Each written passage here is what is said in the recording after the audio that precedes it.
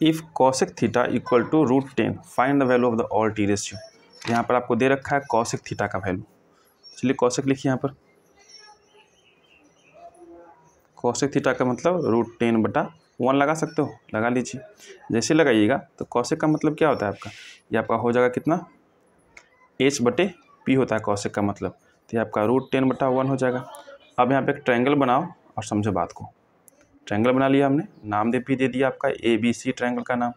यहाँ पे आपका एंगल हो जाएगा थीटा, तो ये आपका परपेंडिकुलर, बेस और 90 के सामने आपका हाइपोटेनस कन्फर्म। एच का मान कितना, √10, पी का मान कितना 1, बेस का पता नहीं तो बेस अब हम निकाल लेते हैं। यहाँ पर 3 हो जाएगा इसका बेस, तो √h का स्क्वायर माइनस में p का स्क्वायर। h का मान √10 का स्क्वायर और माइनस में 1 का स्क्वायर, तो √10 का मतलब 10 माइनस में 1 तो √9, √9 का मतलब 3, √9 का मतलब 3, तो आपका 3 यहाँ पर कन्फर्म। जैसे 3 कन्फर्म हो जाएगा आप इसका आगे का निकाल लो। चलिए निकालिए। तो अगर ये कॉसेक है तो कॉसेक का जस्ट उल्टा कौन सा होता है, आप जानते हो कि साइन थीटा होता है, साइन कॉसेक उल्टा होता है आपस में। तो कॉसेक का वैल्यू अगर h/p है तो इसका क्या होगा p/h।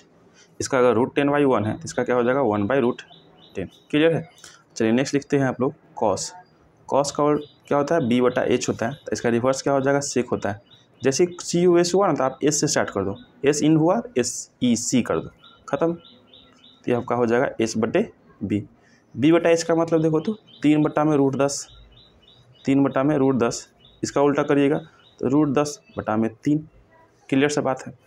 नेक्स्ट है आपका tan theta, TAN tan theta, और इसका उल्टा कौन हो जाएगा, T से स्टार्ट हुआ था यहाँ पर COT हो जाएगा, cot थीटा, T पर एंड हो जाएगा।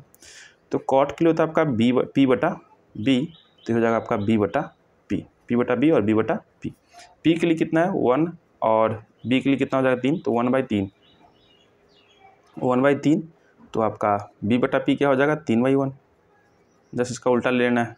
क्लियर बात है। तो यही आपका हो गया। चलिए नेक्स्ट देखिएगा।